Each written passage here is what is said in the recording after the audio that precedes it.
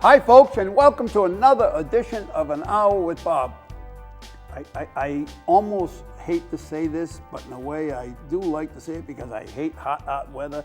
It's the end of August. It's August 31st today. I like the fall. The best time of the year, in my opinion, is the fall because you can sleep at night usually. And in the summertime with these 90, 95, 100-degree weather, it's just a little too much for me. But then again, the problem with the fall is winter soon follows. And I don't like that either. But I'll take the fall all year long. Anyway, today I have a treat for you. I have an old friend here. I've known him, since he was a kid. Yep. And a number of years older than him. But I remember him with my brother Vic, and we'll get into that story. Anyway, he's the mayor of Pawtucket and has been for how many years, Mayor Don Grebien? It goes by fast, Bob, and thank you for having me. In my 12th year, and as you know, as a Pawtucket person, we'd run every 2 years, so it's been 6 cycles, running for re-election, for the 7th time. It's funny you say fall's the best time. I was dreading, as much as I wanted to come here and talk with you, I'd much rather be in the summertime shorts and a t-shirt, right? Really? And I'd like the fall, I do. So I had to put the suit on for you, Bob. Really? And for the well, I didn't put a suit on. With all seriousness, it's great to be here, and I've been fortunate enough to serve the people of Pawtucket for 12 years. As you know, a couple years before that, I had been off the council for 2 years, but I was on 11 years before that. So right. When I sit back and look at, my career in government and right. in politics and in the city, lifelong resident, but other than the 2-year hiatus between the council and the mayor, right. You're talking it's going to be 25 years been involved. Wow. I remember being the new kid. I'm sure you do, right? And now, as you have different folks running, whether they're progressive, new candidates, whatever the mantra is, I used to be that person. Now I'm the old guy in the room. Right, yeah. It now you're the established. Yeah. Right? But, and I appreciate coming out here. It's a lot of good things, as you know, and, but we still have day-to-day challenges with quality of life, stuff that government's always going to do. So I'm glad to be here. Yep. In fact, I must add that you have Charlie from. I've got running against you. Yeah. Charlie is Charlie Stratus, a great kid, someone who I've had a relationship with. Still trying to understand why he's running. Right. Because everything we talk about is just I've done wrong, done anti, but there's no really platform. Like if you're going to run, there's issues. Let's talk about those issues. Sure. But all we're doing is bashing, and unfortunately, that's the time with social media. So for us, it's, we talk about the positive things that happen. One of the biggest excitements is the investment in the last 12 years that we've done in the schools. And we've been very, very fortunate. I'll tell you what, let me stop you right there. I go by it all the time. That winter school, man, it's a beautiful place. Yep. I've been watching that over on Broadway. Yeah, yep. I've been watching that. In fact, I've taken some pictures as the construction's going on. It's amazing. It looks like a high school. So first, because you mentioned the date on here, we ran into a little bit of an issue yesterday with the school opening. School was supposed to be opening today. Right. Poor planning. It's not that they're still doing something a punch to do with list. the fire. We went out, fire inspectors went out there, zoning went out there, and they had a checklist that wasn't complete, some of which would created fire and safety issues. The major issue was a fire alarm system, and you have to have it charged for 60 hours. Right. Unfortunately, this is where it was an impact to the parents who were expecting to have their kids. Sure. The way the school department handled the last minute notice is the issue, not the issue itself. Right. So having said that, I'll put that aside. We've got a brand new state-of-the-art school, as you know, through the infrastructure bank with the city and a lot of the school department and the previous superintendent. We've been able to invest. We invested in Nathaniel Green Elementary. We invested in Potter Burns. Winters was the first ground up, taking the school. Brand new. After the inspection on Saturday for the fire department, we believe that everything should be compliant and they should be in there on Tuesday. So the children and families felt that inconvenience of 3 days, but hopefully we'll all get through that. Next phase is on the schools is Baldwin School around your neighborhood. Right. They moved out of Baldwin School last year, at the end of the year, moved everything out, and I'll give you the long story short, but I see construction going on. So that school's coming down. That's going to be a brand new build. No way. Yeah. So there's nobody in there. There's nobody in there. And what we do, Bob, I was ready to yell at you, not yell at you, but complain about. Because the condition of it. Yeah, it's a mess. So it's all coming down. That'll be the school that new contract is going to start on. It's a 2-year renovation, or I should say renovation, redo, Right. build up. And what we do is we were invested in purchasing the old St. Leo's, which is what we call the Pawtucket swing space. Right. So when we're doing these construction, Wait a minute, St. Leo's? which was on Central Avenue, Right. the old school. Yep. City purchased that 6-8 years ago. And what we do is we use that for the swing school. So every student that was supposed to be I at get Baldwin, you. we're busing Put 'em over to there Yep. while we're doing While the you're renovation. building a new school. That's why it got a little. That's a good idea. That's why we got a little crunch, because Baldwin students were out. Already teachers have already set up St. Leo's, a Pawtucket Annex, right. as the Baldwin. And superintendent didn't have a backup plan for the 3 days if the school didn't open at Winters. So that's the crunch. We had nowhere to go. Right, right, right. So we get through those. But in the high level, we're investing in our schools. Where we come up with all this dough? So that's interesting. What we've been able to do is a couple things. So the state opened up the program of the reimbursement. As a distressed community, as Pawtucket is, it's been designated for 30, 40 years. Right. There's state dollars that come in. And the model, quickly, Bob, is we get at least 80% reimbursement on every dollar that we spend. Nice. Some cases you get 85, some are up to 91, depending on what that is. Wow. So the I challenge spend is, a lot of money. If that was the Right. case, you're going to get that money back. Here's the challenge, though, and this is what people sometimes, I think, forget, is we try to balance it through the taxes. So what happens, Bob? We borrow. The city has to borrow it up Right. front, and we have to pay off that debt. And when the work is done, we get reimbursed from the state. So we're initially paying off the debt. So I have to get that cash from somewhere. So what we've been able to do through our finance director, through our stewardship and our team, Right. is as stuff rolls off, we're balancing it, because there are two things. One, I'm trying not to raise taxes on everybody just to spend, right?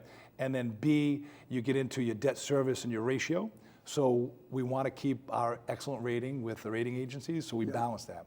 But at the end of the day, we get that reimbursement. So we're going to be going out this November to the voters. It's been approved by the General Assembly, the Council of General Assembly. We're asking them for we'll be asking voters to vote on a bond referendum of $330 million. And they will be able to, if approved, we're going to be doing a new high school or high schools. One high school, right? Well, talk about it, on McCoy. So what happens, so we first need the approval of the Right. bondholders. Tolman West. Right. Then Oh, once Tolman West, Tolman Shea. Shay. But once hopefully we get the approval, and I feel confident we will. I've talked to enough of people that everybody understands we need to invest in our schools. Right. This joint model, it will include Shea, Tolman, and we will also be doing career and technical in the school. Right, a trade school. Trade school. So now here's why I say it might be one school or it might be one campus. East Providence is a unified high school. Yep. 2,200 students that school can handle. It's awesome. The model works.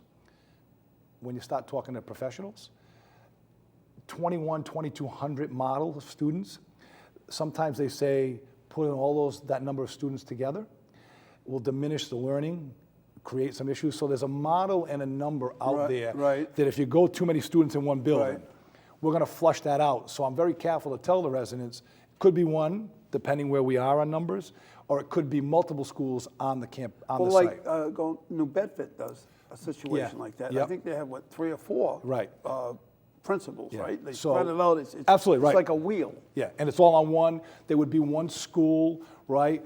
It'll benefit the sports programs, benefit the education, Right. sharing fields, right? So, however, they might have their distinct identity. And that really comes based on the work we do, or the school department will do with RIDE, Department of Ed, and how we balance that in the model. And we'll be out to the community sharing those discussions, but first step is to get the approval. So we're investing in our schools. We're balancing so the rates don't necessarily go up with taxpayers, right? That's the challenge. Now, wait a minute. Now, you said you invested, you're using money, borrowing money, which means that affected our tax rate a little bit, right? Well, that's what we've been doing. And this is like, if you remember 12 years when I came in, Bob, and this is honest conversation, right? We were under the potential state takeover. We've gone in and we've been financially responsible. So what happens is, this year here, we didn't raise taxes. We were able not to raise taxes for a few reasons. We had some debt service that was rolling off. We had some new revenue streams. So we did not tax anybody this year. However, I've got new debt But you coming in. you changed the valuation of it. No, not this year, 2 years ago. years Yeah, ago. right. So the valuation. So this year here, we're able not to because of new revenue. So what we try to do is when we have debt rolling off, right, because it's already built in, we use Sure. that to pay. We're balancing that model out and we stretch those out. So next year, the hope would be that revenues are still coming in, the economy's still good. We have new development coming in that'll offset some of those cost increases so we don't have to raise the rate. Right, right. Yep. I thought about it. I have 3 pieces of property in Pawtucket. I spend $12,000 in taxes in this. So I thank you for your salary. But it is, and we're cognizant of that, right? And this is what I say to people. We talk about some of the development. And we'll talk about the Tidewater development, I'm sure. Right? Yeah, we're going to get into that. Right, but having said that, is if we don't get new revenue in, new development in, new activity, new businesses, we're always going back to the same taxpayers to raise those. Right, right. Because that's the infrastructure, right? Right. Costs are not going down. We all know they're astronomical. We're investing in schools. That money has to come from somewhere, right, to pay for it, or we're going out to you. My job in the administration is to balance that out, right? Try not to hit everybody every year for a tax increase, build it in, cost effectively, because people can't afford it. I mean, we're all paying higher gas prices, right? Even though they're coming down a little bit. Market stuff, we're all seeing the increase. The last thing I want to do is have to come out and raise taxes. Right. But I have to do that balance. I still have to invest in the schools that haven't been invested in, right? That's the challenge. They've been let go. We have our streets. We've paved over like 75 to 78% of our roads. I have to borrow that and pay that, so I build it into the budget. So as old debt rolls off, not me, but my team. I shouldn't say me, my Sure. team. It rolls off, right? So those are really why we need to have professional people in government doing those decisions. Speaking of streets, Yeah. I'm going down to City Hall yesterday, and I'm on Gough Avenue. Yep. And Fountain Street, and it reminded me of the days when Sorrel used to have the bike races. You got all the streets painted. What is going on there? Big red, beautiful. It looks nice. Right, It's right, all no. red. It's So- all red and green and yellow. What's going on So there? this is where I say government doesn't do its best to inform people. So this is a Rhode Island DOT project, Department of Transportation. It ties to the new commuter rail. So that's not you. That's Right, no, but it is us. We're partnering with them, but Yep. we need to go out and explain to people. Yeah. And we didn't know the timing of it, right? So Yeah. that's sometimes government, we knew it was coming, but we didn't know exactly when. So they had the private contract. So what this is about the commuter rail, which will be opening up towards the end of the year. Right. This is bike lanes, the bus lanes. Bus lane. Right, Pat? And so it was not funny, but I was out last week. We're doing, it's election time. We're doing spaghetti dinners. We're out at the senior center. And I had a lot of the old folks, like myself, who were going, what the heck is the red lane for? Exactly. Right, what- Well, and it doesn't explain it because they're not done with buses it. in people. Buses in cars, I understand. Right, but the problem is, right, or the challenge is, right, once it's done, everybody will get it, we're all gonna have to change, right? And somebody said to me, it's progress, right? Put that aside for a minute. Right. It's federally required, we have to do a rapid bus lane, bike path, to give access to the commuter rail, and it'll be in that area. Having said that though, because the contractors are out doing it sporadically, it's confusing.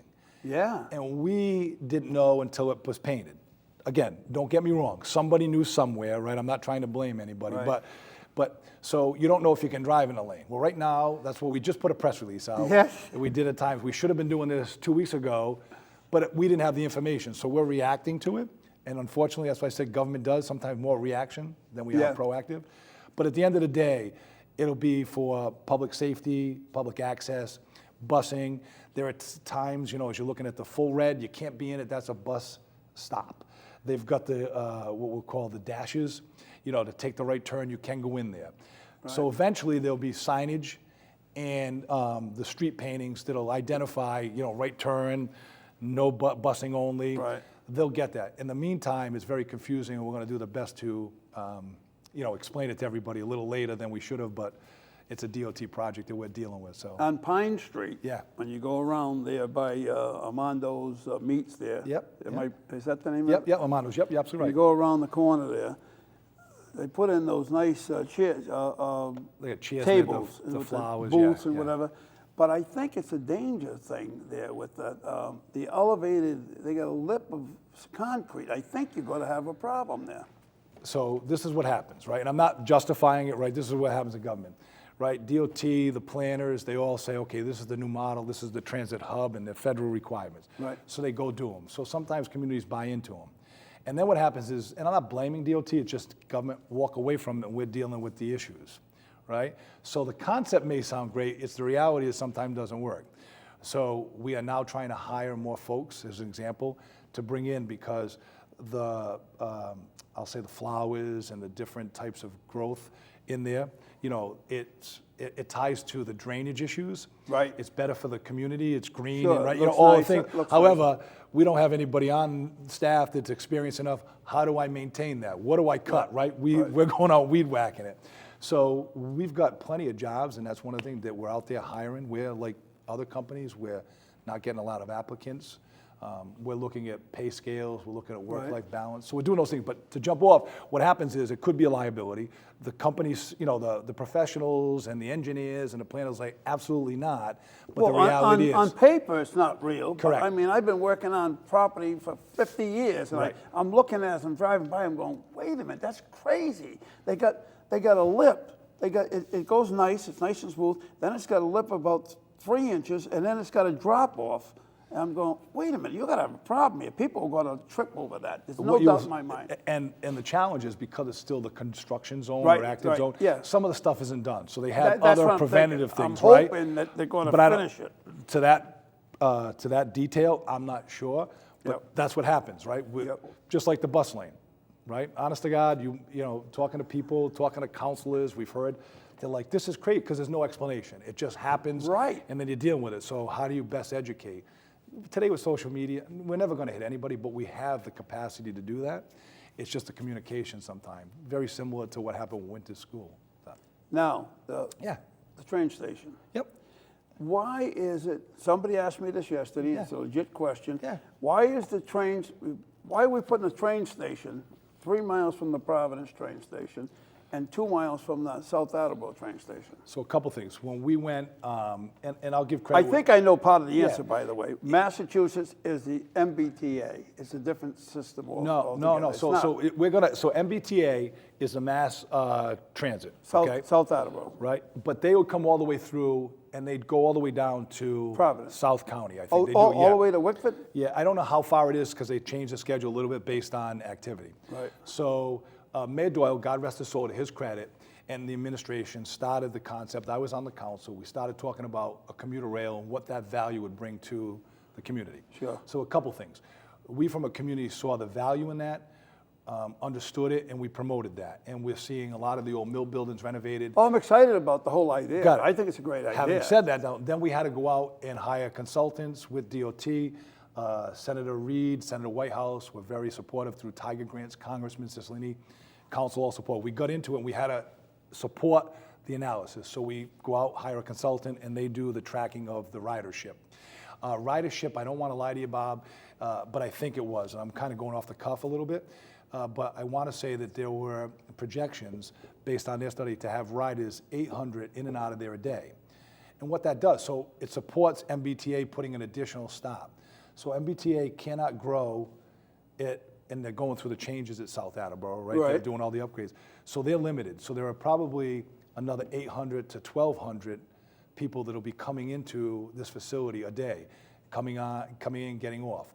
What it does for the community, Versus going to South Attleboro? no, above and beyond, because South Attleboro's tight, so it gives them a place to park, right? For us, it builds that community. So the mill buildings, and we have some investors over there to renovate it, they have condos and a lot of Right, those old yeah. mill buildings. So these people are working. So what happens is the analysis show that while people are going to Providence for jobs, staying in Pawtucket for jobs, or going to Boston, Right. it's cheaper to live here in Pawtucket. Absolutely. Access point, so these people want to live, work, and play, you know, the younger generation in an area Yep. and be able just to get on. It's funny, my kids, I was talking to a senator yesterday who's a lot younger than me, and, you know, she buses and bikes. Right, yeah. I'm old school, I gotta get in my car. But so that it's that creative living Yep. and that value, so clearly it's about ridership, so it can support between Attleboro, Pawtucket, and Providence. Well, hopefully it's not Yeah. like Wickford. No, absolutely not. And that was one of the challenges, Bob, They didn't use the same. No, they we didn't had use to bring it, we were fighting even harder because of that letdown, because that was sold as a support, build it and they will come. Right. We were challenged, and it's always frustrating, because anytime Pawtucket wants to move forward, we're always fighting against somebody else's mistake. In this case, I think Wickford has some merit, but they sold it so big that the government, to get the Tiger grants and the federal dollars come in, is saying, wait, this is not successful, how is this? So we had to do all that above, all that due diligence to show it was. And then being an urban core, it shows it. It supports it rather. No, I can see it working. Yeah. I can see it working. But that's how What they about support. parking? So parking right now, on day one, which will be at the end of the year, they will have 200 spots. They are working on doing an additional 400. I haven't got the latest, I'm sorry, additional 200 to make it 400 total. It's not going to be a parking garage? So what we're pushing with DOT right now is they're not sure that we will need one. So what we've asked DOT, and we've got an informal commitment, is that they will build us the supports, the barriers, if you will, so we can build the up. columns, yeah. Right. So we're negotiating with them. There's enough of street parking there's enough of parking, but overall, not just for the commuter rail, in our downtown, right, with the activity of all this development that just happened, we're struggling with parking. So a parking garage is going to be needed. Right. So we've asked them to put their bases in, the supports in, so that way there, when we have the need or have the dollars, It's going to add to it. we can build up on it, yeah. Well, like on Gulf Avenue, it's all red on either side. I said, that's got to be for the train station. Right. So red is busing. I think if I understand it, and we'll explain it, it was on today, but solid red, we're not right now. Right. The work's supposed to be done somewhere after September 15th. Solid red and cars? Solid No? red, buses only. Buses only? Non-solid cars and buses. Oh. And green naturally is biking. So I violated the law yesterday. But it's not enforced now because nobody knows it, right? I was on that red yesterday. I found it even more difficult because of habit, coming from the other direction. So coming from Fairlawn Way or Woodlawn Way. Right. Come down on Exchange, and I'm at the red light where the Times building is, Right. right there, and or the Elks. And they shifted, used to be two lanes in one direction, and they shifted it over near The other Andy's. side, yeah. Well, out of habit, I just always drive in straight, which then I Put you on the realized, other side. I'm on the other side of the double yellow. I'm like, right, so it is an Yep. adjustment. There should be better signage out there. DOT is going to be doing that, the temporary, and then there'll be the full-time signage that shows it. Now, you mentioned the Elks. Is that still there? So the building's still there, it's privately owned. Again, one of the challenges that we always have in Pawtucket is we've got a lot of great parking, we've got a lot of great buildings. And in order for people to invest, right, we have to build in those incentives. That's why when we did the tax incremental financing legislation for the General Assembly, which ties to the development down around the waterfront, TIF, is that brings in anything that people are going to invest, it's tax incremental financing. So anything new dollars coming into the city Right. go into a fund that goes into this type of development.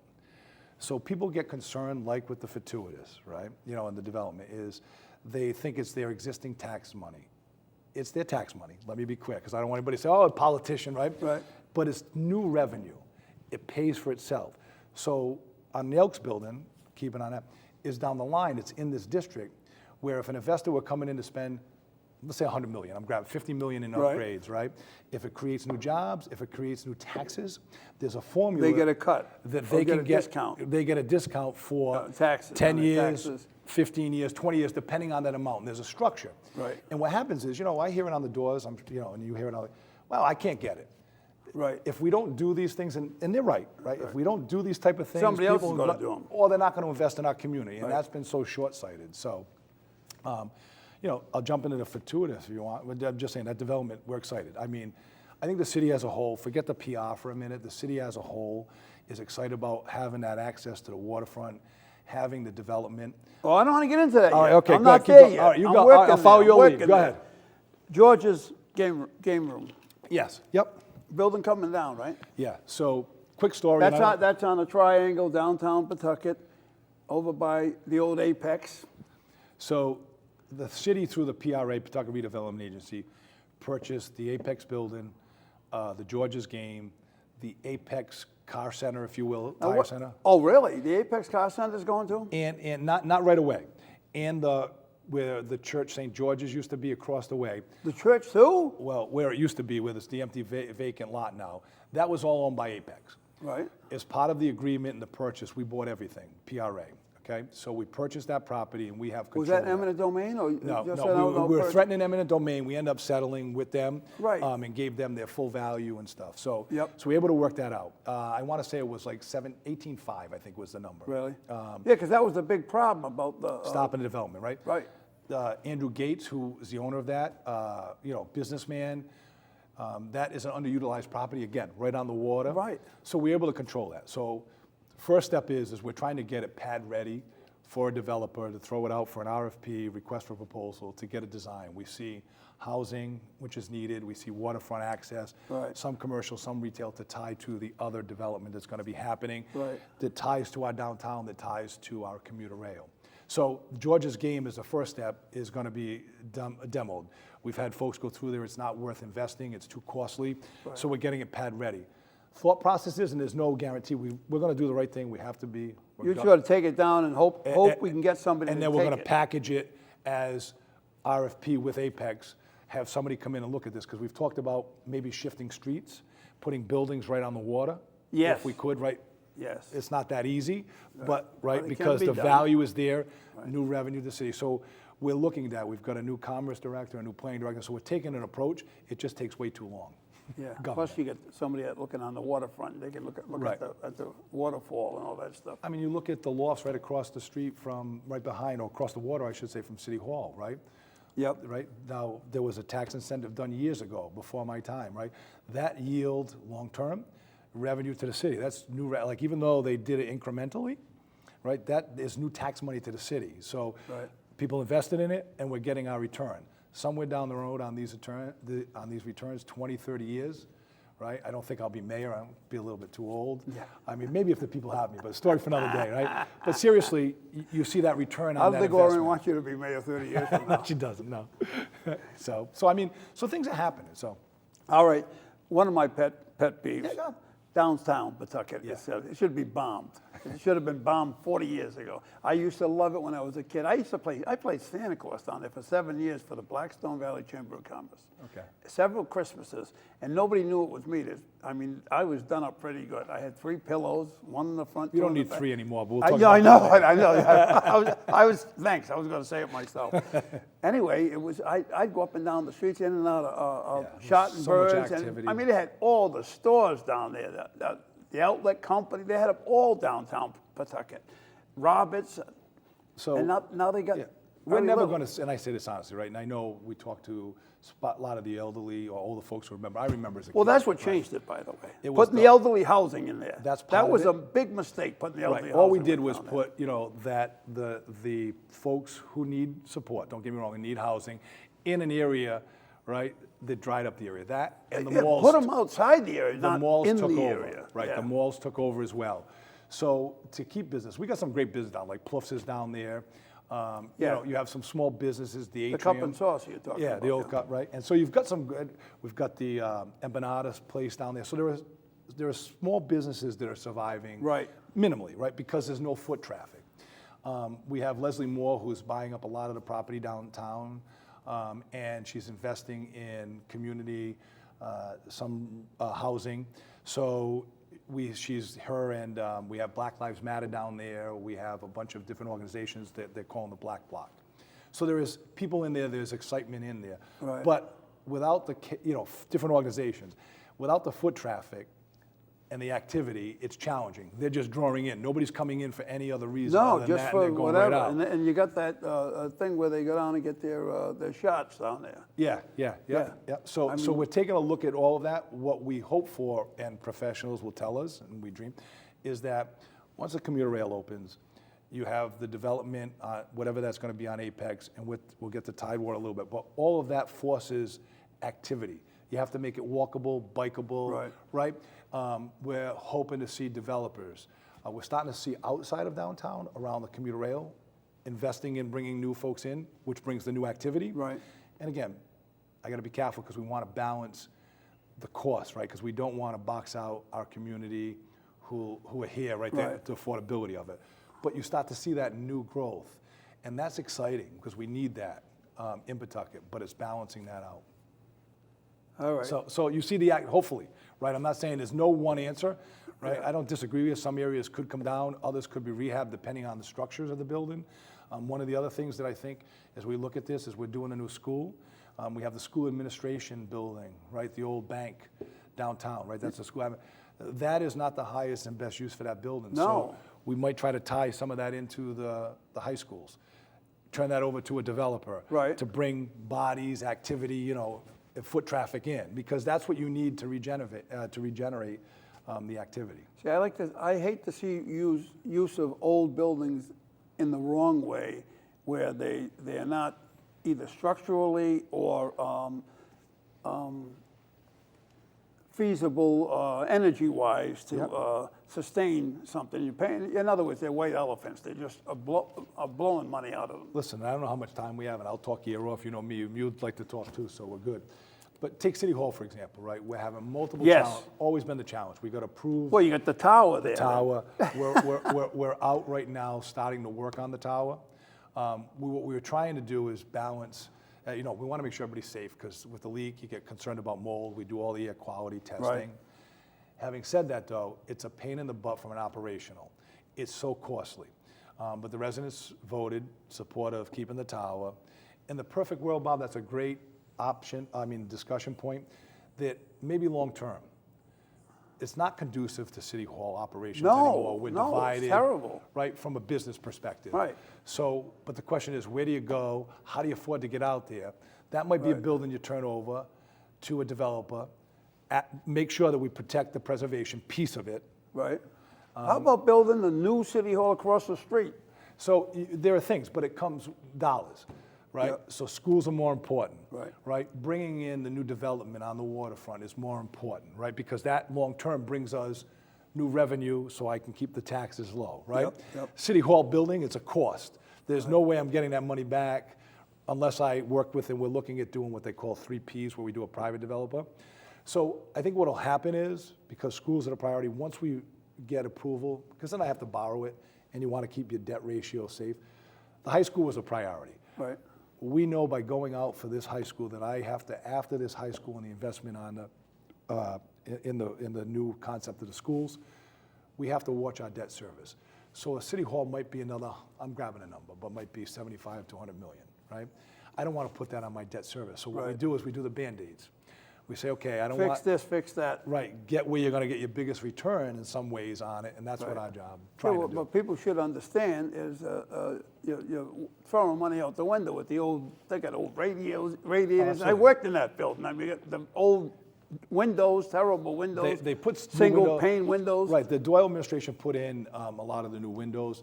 We have like we're getting the HVAC systems are all getting obsolete. So we just had in some areas put the new smaller units per unit, right? The whatever Mini thermos, splits. right? Mini and splits. and we're balancing through lighting.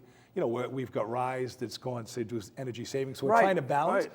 But all of this investment that we're doing, you still get to the third level, right? Fourth level rather, where the credit union is, right?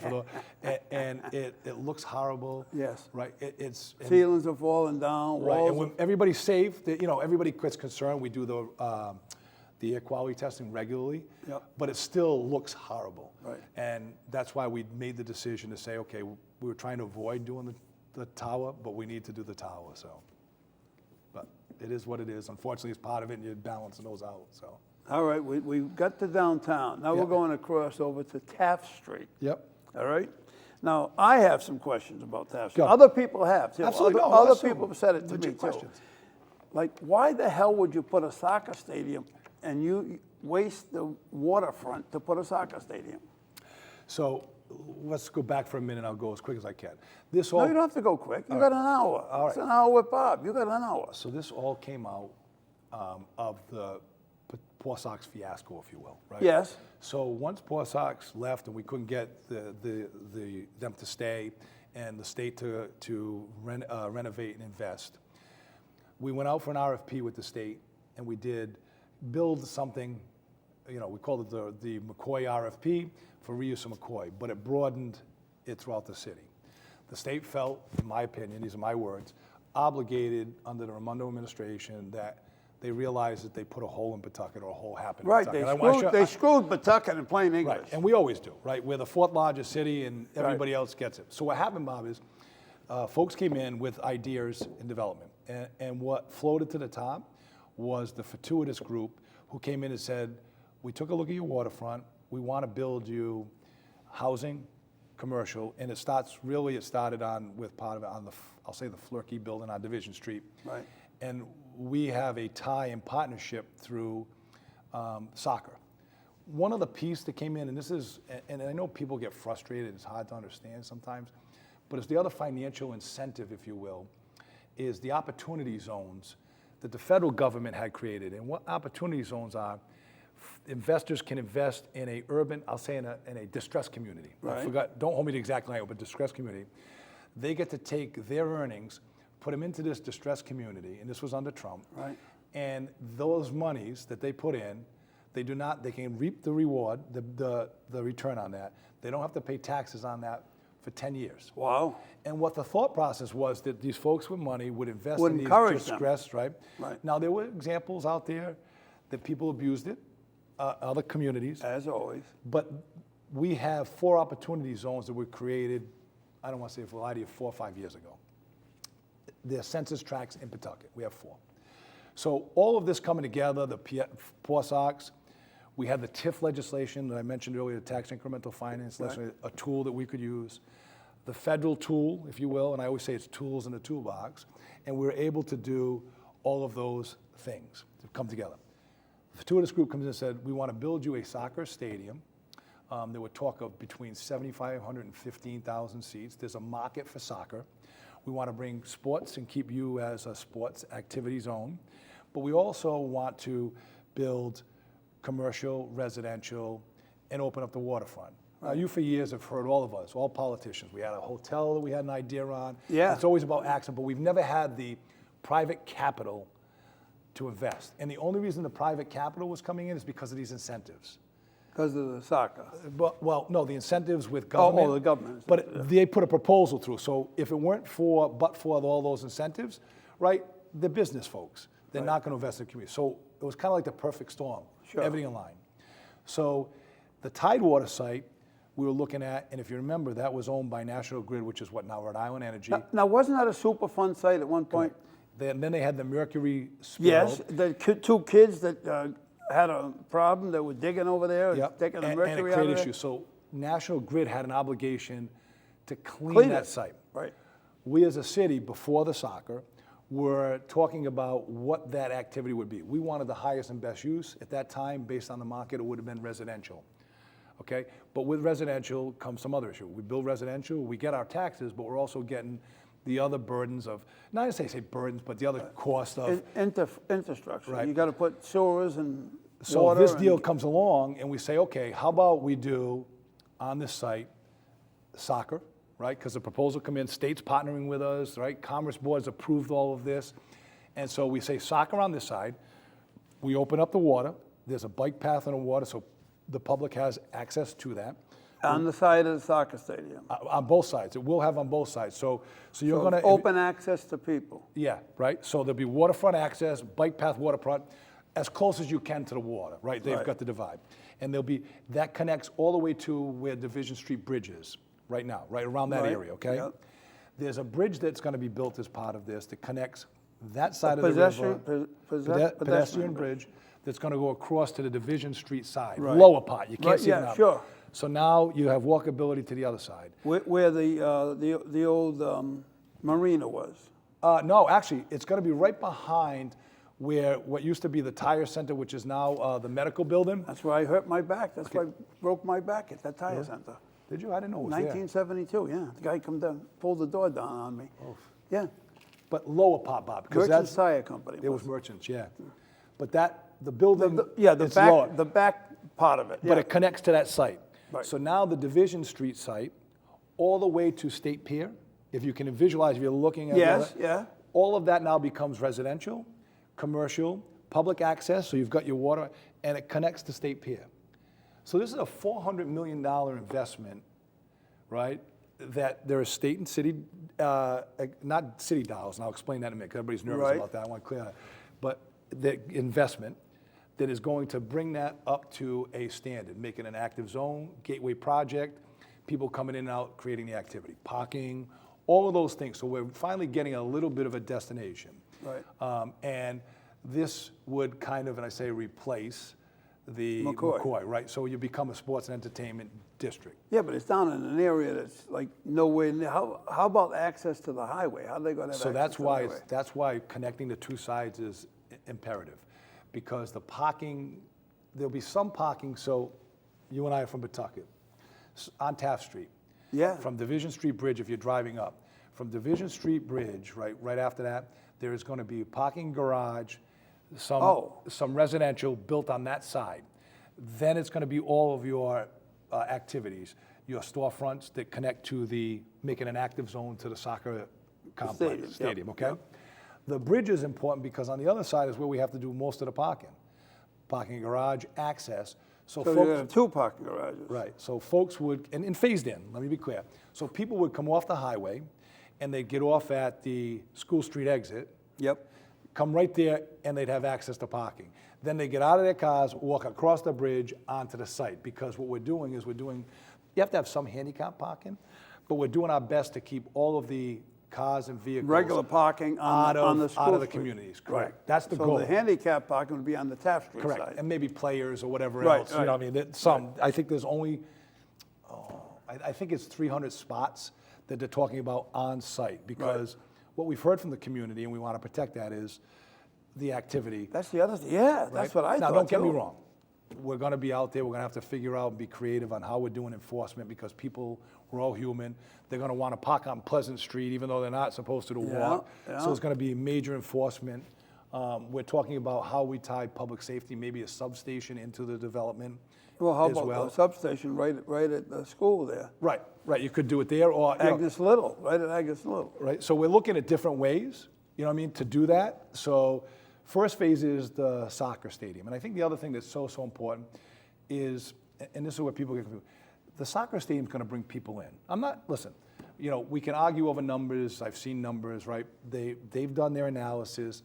They always project higher than reality. But what happened was, and this is from the private investment, they were only gonna, with the city and state, they were only gonna build a $7,500 seat Right. stadium.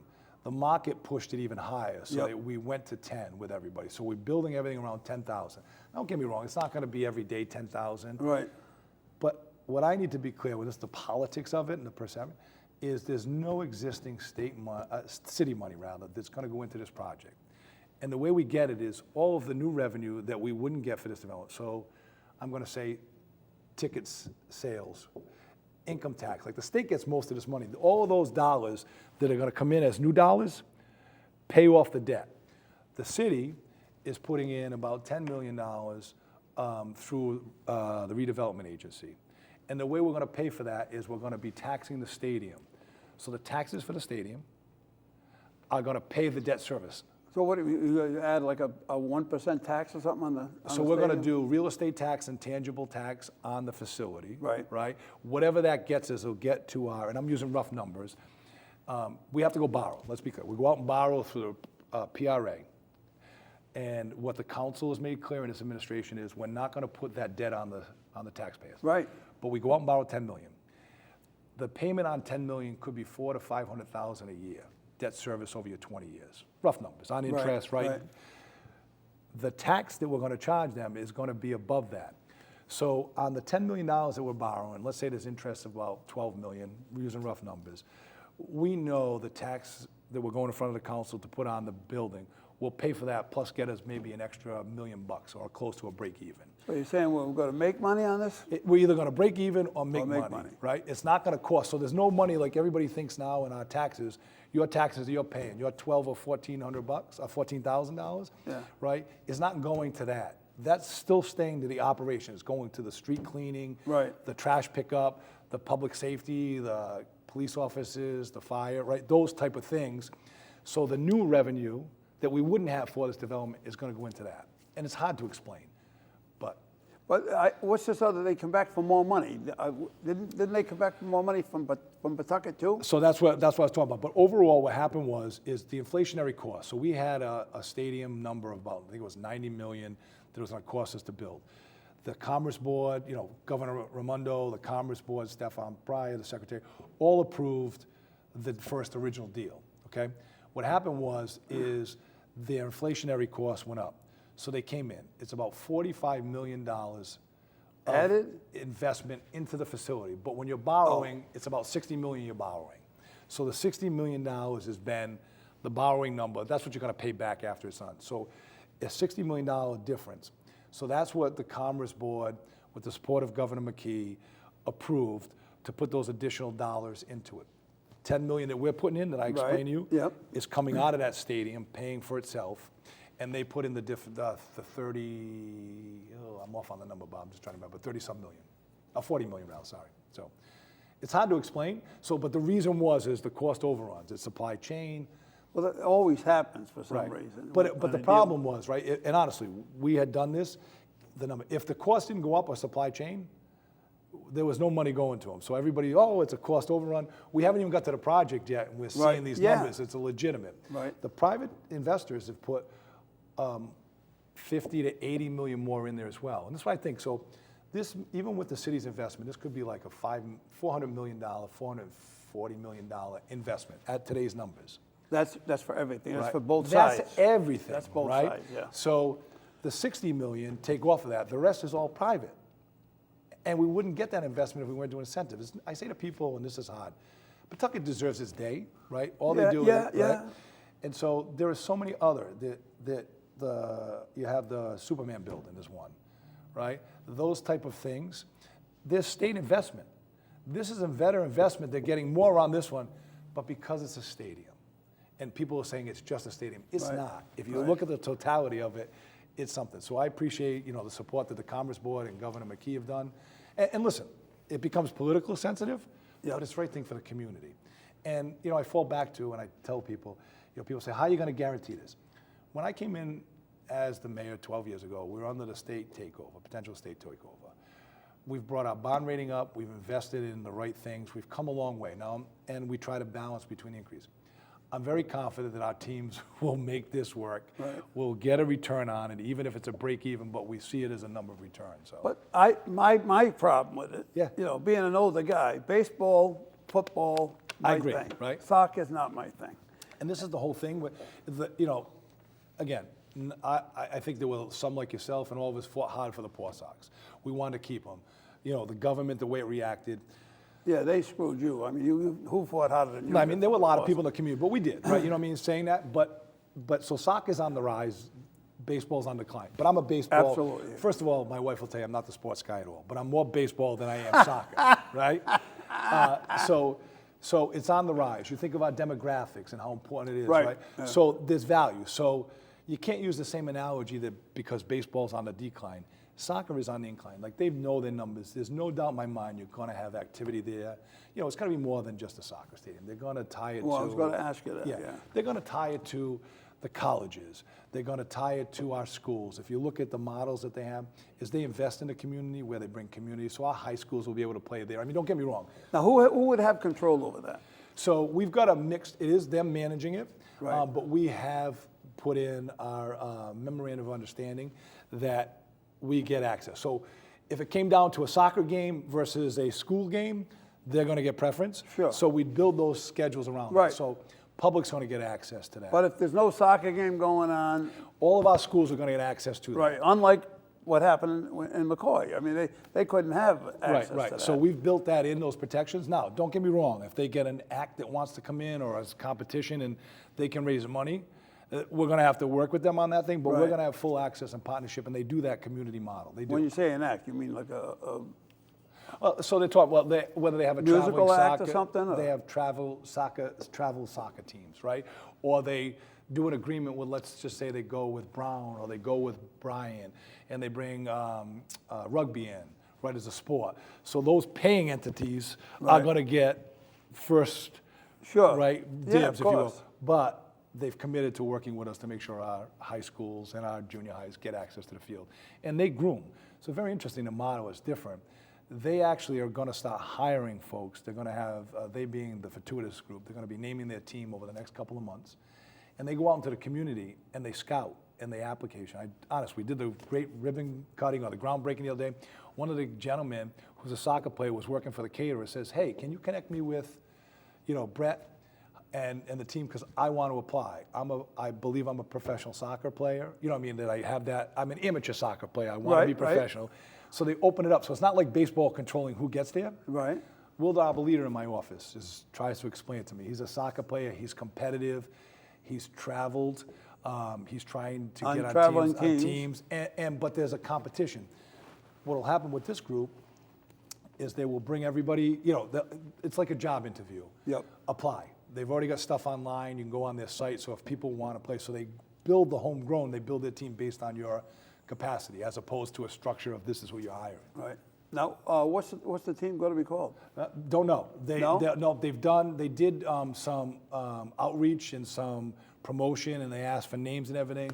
They have not shared that. I don't know if they've been, I use my term, trying to figure it out, what makes sense. They've got professionals in there. It has to make sense. Right. Don't know. But they said to us the other day that they're thinking 2 to 3 months, so probably by the end of the year, they'll make the announcement on a team name, but that's in their control. I was trying for the Grebien Gladiators or something, but they shot me down. Or Venturini's Victories. Yeah, there you go. Right. But I got shot down, Bob.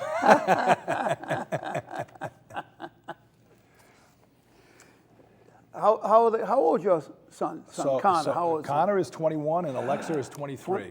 Wow. Very lucky. I said Laureen's still with me, so I'm very fortunate she hasn't killed me. There are days. She's still working for Greg? No. She's been going with Greg. She's working now for as her own consultant right now, working for another couple of companies. So she's doing her. My father-in-law, quick story, got sick a couple of years ago with COVID. He moved in with us. He is officially moving in now, but he had, we brought him in so he wasn't alone. As great guy. Right, he's now decided he likes the company, so she's been helping him with doctor's appointments. He's had problems with his eyes; he can't drive. So she's doing more of a consultant, part-time, 3-4 days a week, and she loves it. She has the flexibility. Alexa had moved out, came back in April, so we're going through that adjustment. It's all good. And both her and Connor graduated from CCRI, and Alexa's at Rick right now. She's going to do social emotional. And Connor's working at one of the local car washes, been there 5.5 years, making decent money, trying to figure out what he wants to do like the rest of us. Hey. So, yep. Why not? So they're all good, thank God. Yeah. Well, that's great. Absolutely. That's great. Family, yep. So, and fortunate still, my mom, if we're talking about yours a little bit, my mom's still around. My mom lives in Doyle Manor, so she's still local. So, and we've got my mother-in-law. So, the family unit's still pretty solid. There are days that they want to kill me. How old is your mom now? Oh, she's going to kill me, but I'll say she's better than 75, but she's 78. Really? Yeah. If she watches this, I'm in trouble, Bob, but. Yeah. Well, she's got a long way to go before she cashes in her chips, right? Yep, so, and the grandkids, right? Both Alexa and Connor are great with both. They become filling the need. When Laurie and I are running around, can't do stuff, they're great with them, so. Now, when you had that time off between the council and what made you come back? Well, what's interesting? So I think when I ran in 2008, I ran for mayor. I ran against Mayor Doyle, and I said, God rest him, a great guy. We're just at two ends of the pendulum. He was in the back nine, I was in the front nine, coming from private industry. So I took a shot and lost, but we came very close. And if you remember back in 2008, we still had the straight ticket. I ran as an independent Democrat, so I ran in the November. With the straight ticket and with an Obama faction. So we came within 1,800 votes. And so we were making the decision, do I do it again? We knew we were in a good position to run and to carry out, what I wanted to bring to the table. And then Mayor Doyle decided he was going to retire. So he retired 2 years later. So it was an open seat. Right. So that was an easy one, saying, okay, I felt I had the edge. And, then at the time it was Henry Kinch who was the council president. Right. Dad was a former mayor, so he and I jockeyed for the position. Yep. I'm fortunate to have won, and it's funny. It's taken Henry and I say this a little longer time because of our personalities, but Sure. we finally now have like Oh, the yeah? hatchet's gone. Yeah, Yeah, so it's yeah, good. yeah. It took longer than most. I think because you had two strong personalities, but good. He's a supporter now, and so am I. So it's good, and that's what sometimes as you come back and you get a little older. You don't need enemies, right? Right. But you got to be true Well, to you got yourself. enough as you Right. go along. But you got to be true to yourself, true to your convictions, right? And do what you believe. And I think that, and I'm hopeful that people are trying to believe and understand that we're trying to do the right things. It's not about putting stripes on my shoulder and accomplishments. It's about really investing in the community. I said I was born and raised, and I care. I really do. I mean, the kids. My daughter went to a Catholic school, but Connor tried the Catholic school one year and said he went to Tolman, and we have great teachers. We're investing in them. So, Right. Where'd you go to Catholic school? so she went to Fian. Alexa went to Fian. Oh, yeah. She looked. It was funny, Bob. And again, I don't know how much time. I don't want to drag you guys on. But so with her, she's like her dad. She needed some smaller classrooms, right, for the Right. and so she was looking at Fian and St. Ray's. And Laureen is a St. Ray's alumni. So Laureen's going St. Ray's. I'm Yeah, going yeah. public. Right? Yeah. And we tried. Well, wait a minute. Where'd you go to high school? So high school, I didn't like school, so I went all the way from Nathaniel Green to Slater. High school, I went to Davies because I thought I wanted to do culinary. Okay. That's how I met All your right. brother in Yeah, there you culinary go. at the catering. And so, again, still trying to find my way. I don't know how I went from culinary to council to mayor. I'm trying to still figure that out. But I like people. It's a constituent service, Right. customer service based. Right. So we do those things, and so very fortunate. So she went to Fian, Connor went to Tolman. They both did elementary at Potter because of our neighborhood. Went to Gorf, and then Alexa to Fian. Connor did 1 year at Fian. Said this is not for me. I want to be with my friends, right? Right.